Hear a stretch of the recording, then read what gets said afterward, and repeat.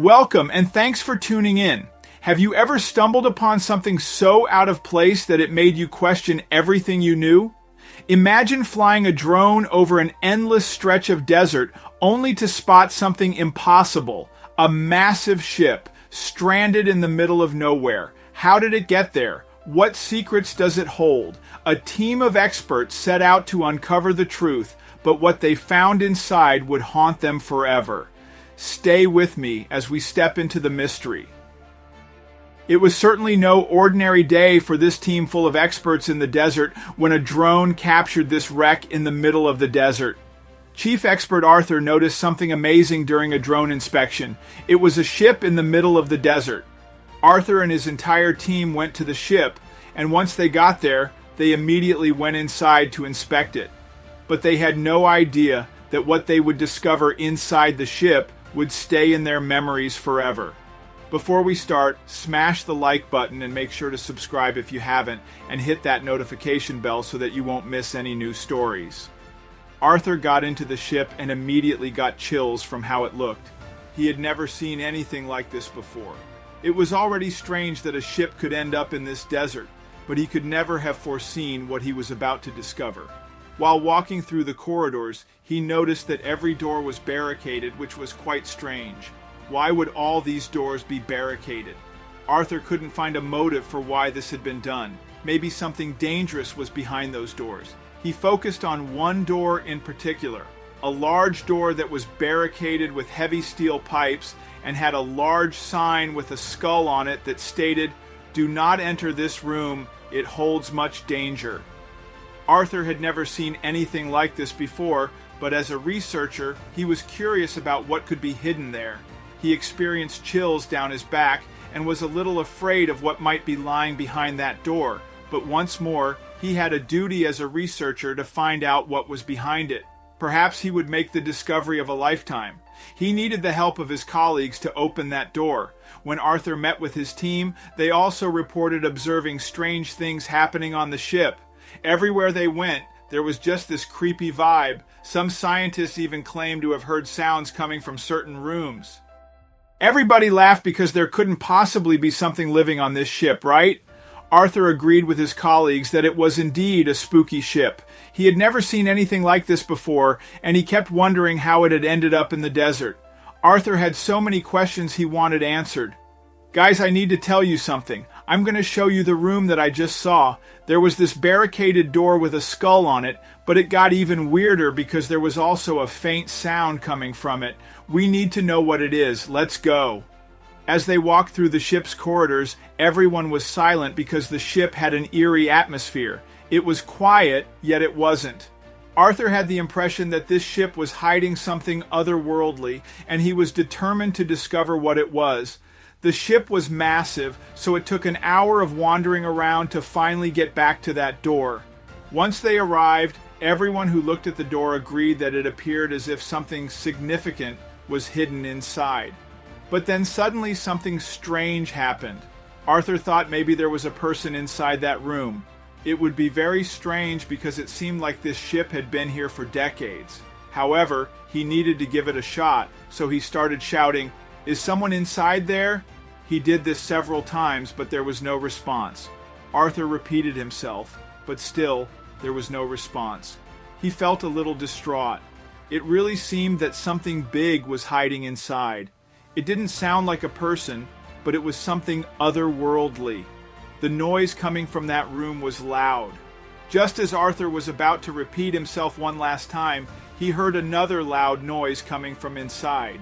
He couldn't resist and had to know what was in there, so he decided to force the door open.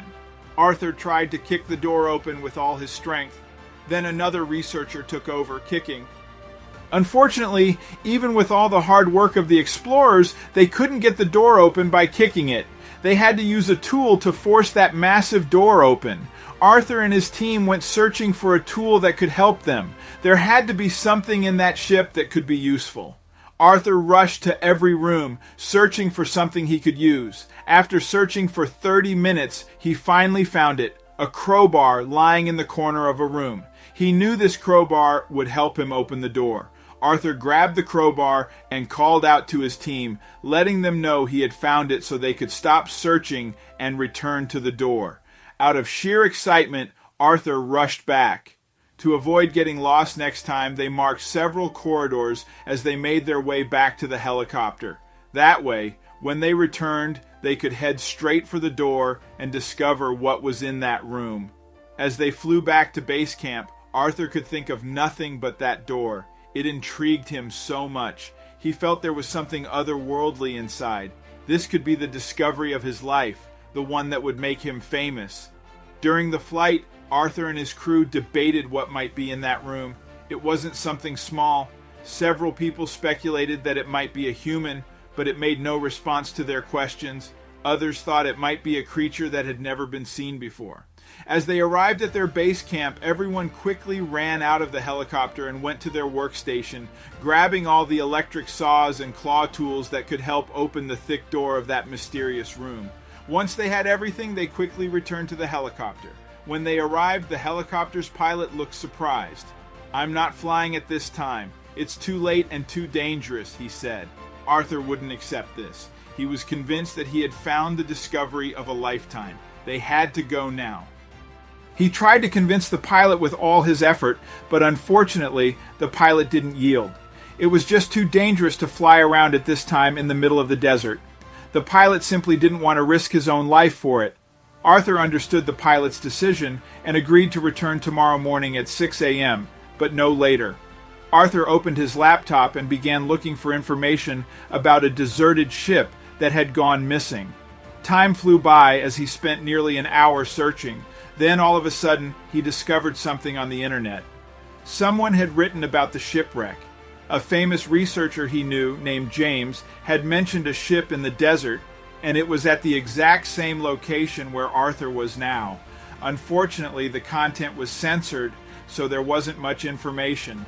Arthur had connections in the research world, so he decided to make some phone calls. He called a good colleague with whom he had made many discoveries, knowing this friend had even more connections. It turned out that his friend had the phone number of scientist James. Arthur called James and explained the situation. He described the ship and the mysterious room where all the noise was coming from. However, Arthur noticed that James was acting a bit shadowy and paranoid. He didn't sound like the famous scientist from interviews. James told Arthur not to go back. "It will follow you forever and destroy your life," he warned. James asked Arthur to promise he wouldn't go back. Arthur was surprised by this strange conversation. He asked why he shouldn't return. James hesitated before saying, "That ship is haunted. I can't say anything more. It turned my life upside down. I'm in a care home now. Just promise me you won't go back. I have to hang up. Bye." Arthur felt weird about the conversation. He was a little frightened by James's words, but Arthur decided not to take James's advice. He was a research scientist, and this could be the discovery of a lifetime. The team immediately sprang into action, setting up the right tool set to force the door open. They started drilling, and immediately they heard that loud noise. Everyone was startled, but determined to find out what was behind the door. Finally, after some hard drilling, the door fell open. Arthur slowly approached the room and used his flashlight. Suddenly, something large sprinted away. What was that? Arthur thought. He had no time to waste and went after it. As he followed, he noticed that behind the door there were more corridors. Then, as he got closer, he realized it seemed like a person. "Stop! Stop!" he shouted, but the figure kept running. Arthur gathered his last bit of energy and sprinted, finally tackling the person. The smell was awful. When Arthur turned the person around, he was shocked. It was James, the scientist who had posted about the ship online years ago. Had he been living on this ship all this time?